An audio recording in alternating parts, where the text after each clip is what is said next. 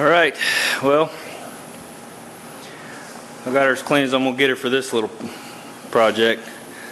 If I was doing a whole car, I'd probably do this whole thing out, but my intake is coming here and blowing across and sucking out that wall, so I've had real good success painting my truck and everything else doing just this right here.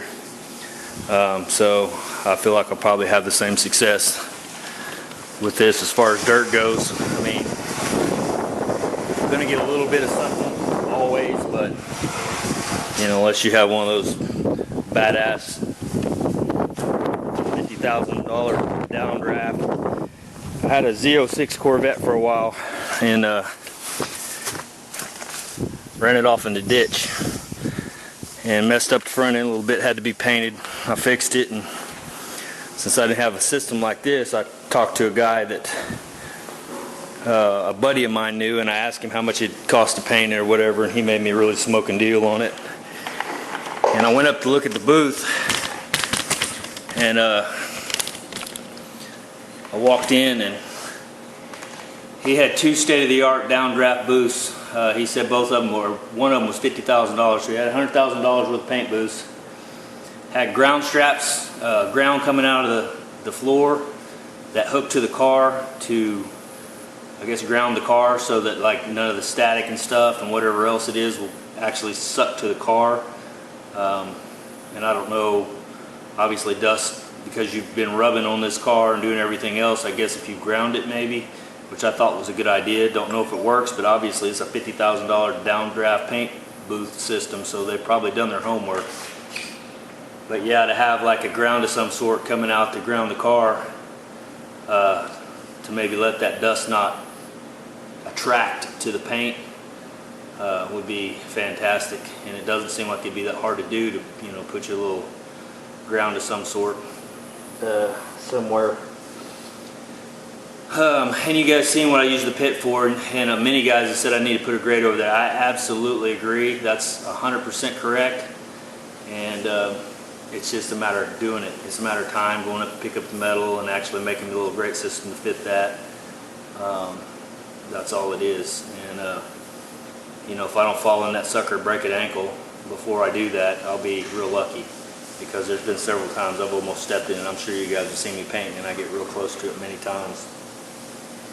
But yeah, I'm getting ready to set up on this deal. I'm gonna close everything up, get my flow going. I cleaned all this out. I blew the whole shop out completely. I used a leaf blower. I've got a leaf blower that blows like 200 and some miles an hour, and I blew the walls, the roof, like everything, all the way out the front. Had a big fan going, so it was all pulling and sucking out that way, and got everything, you know, nice and clean, as clean as I can get it, without moving like every single piece of you know, cabinetry and everything that I have in here. But anyway, did that, and let the fans run for a little bit to kind of try to get everything sucked out. Then I did what you guys just seen me do, watered the floor down, and it's already starting to dry, and as you can see here. So right before I start painting this, I'll go ahead and wet it down again.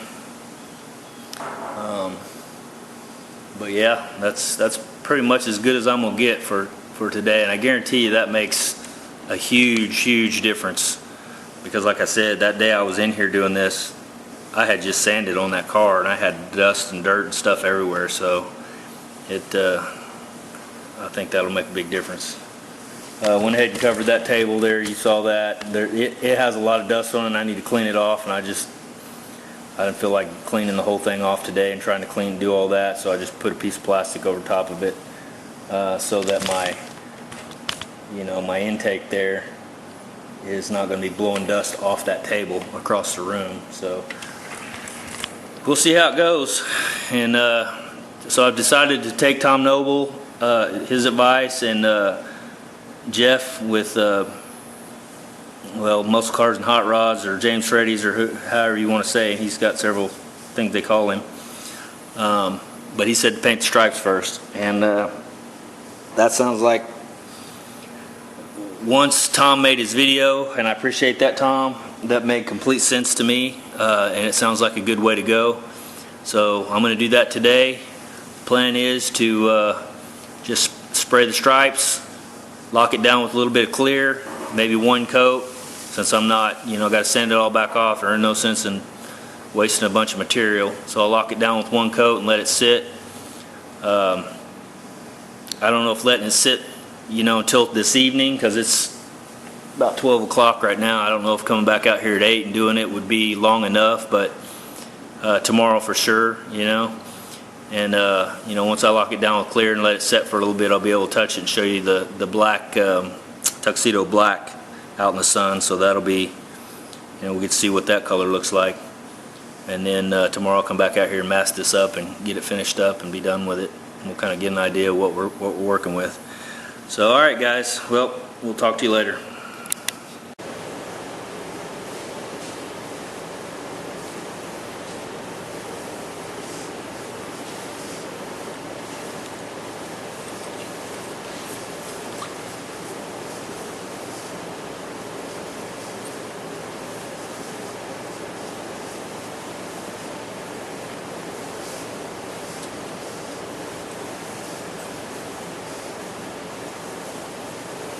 I bought some of these metal mixing sticks. I bought this online. I was told by I always keep referring to this guy, but he's the one that taught me most everything I know. But he said don't mix metallics with a wooden stick, wooden paddle. That may be bullshit. That may be, everybody may go, that's a bunch of crap. What he told me, so I bought these. I like them. They've got the little measuring graduate things on them, 4-to-1. This one here is 2-to-1. It's got 4-to-1 on the back. They're made by Fast Mover. I said I bought them from the UK because I hadn't really been able to find them here in the States, and I'm sure you can probably pick them up at any paint shop or whatever, but man, I buy a lot of stuff online, so. All right, I'm gonna get this mixed there, get it gun set up and everything, and I'll bring you back.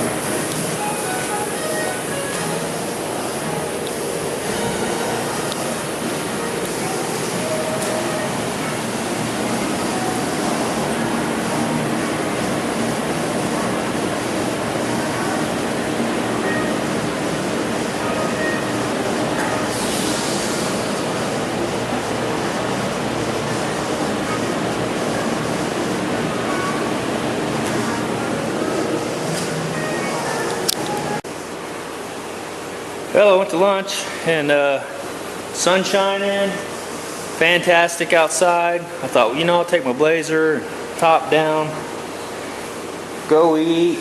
My phone goes off, said severe thunderstorm warning. And I'm like, well, I better go.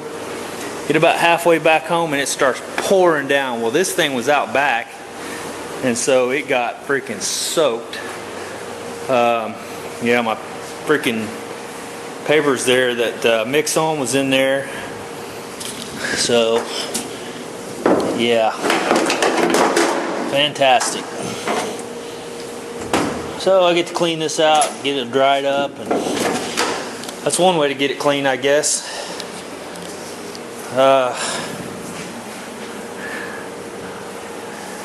Panel looks good though. But yeah, that sucks. That sucks. That was needing to be cleaned off pretty bad, so we'll dry her up the towel and blow it all off and get it all dried up and everything. That sucks bad, but it is what it is. Can't do anything about it now.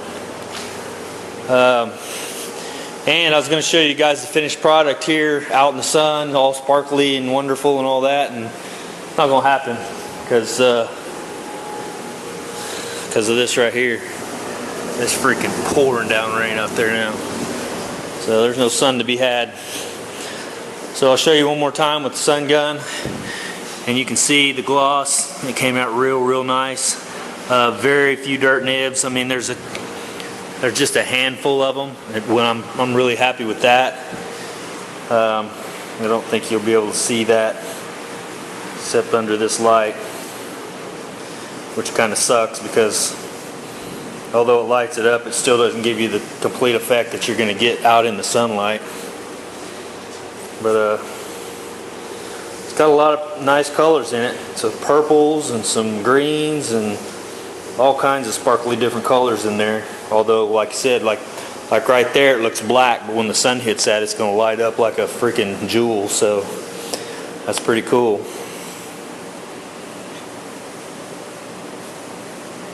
So I don't know how much that'll show, but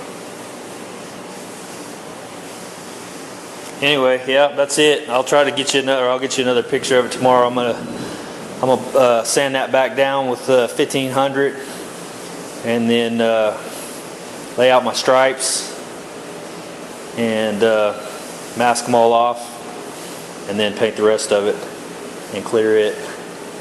So, and I opted to go ahead and clear that whole thing. So you guys tell me what you think. I should have not painted the whole thing. But those stripes literally come from here, and they dang near go all the way to here. And I thought, you know, what's the difference? I mean, hell, I'm there. You know, I mean, literally, you can see on this one, the stripes take up almost that whole damn thing. There's just a little square there, and a square in the middle, and one at the bottom. So, don't know. I've seen some mixed reviews on whether the under color will change the top color or not. But if you put enough coats on it, I'll probably put 3 or 4 coats on it. I don't think we'll have any problems. So, one thing I did do that I'll tell you guys, I'll share with you that I shouldn't have done on this one is on one of the coats, I just sprayed it too heavy. I don't know what I was thinking. I know better. You know, I mean, from everything I've studied so far on metallics, you don't spray it like, you know, you don't want to lay it down wet. You don't want to lay it down dry either, but you don't want to hammer it like you do clear. So, and I kind of hammered it like you do clear. So that's that last coat I went back over. I really just dusted it all over, and it seems like it turned out pretty nice. So, all right, guys, that's going to be it. I'm going to get on cleaning this car because it's a mess. So I'm going to get the shop back out and get after it. See you guys. All right, I got her all dried off. I don't think it did anything. That's for me. That would be one of the best reasons to put this thing in sealer when it's come straight off of being in metal. Because if you just filled over the bare metal and something like that happened, all that water's going straight to the metal. Whereas this one was sealed, all in black epoxy. So the only metal spots that are showing are just the metal spots that I went through, which I could still go right back over those, no problem. and knock any, you know, if there was happen to be any surface, whatever, come up. I'm gonna block back over that anyway, so no biggie. So there you go. That might be a pro for the guys that like to go filler direct metal. I don't think most people probably don't take their cars and push them outside in the rain though while they're in the filler stage. So just happened to catch me at a bad spot, so that's the way it worked out for me. Yeah, it happened, I should say. That's a first. But man, I'm telling you, when I left here, it looked like it was sun shining, like birds were singing, no problem. And then boom, all at once, it hit. So, all right guys, you guys have a good one. See ya.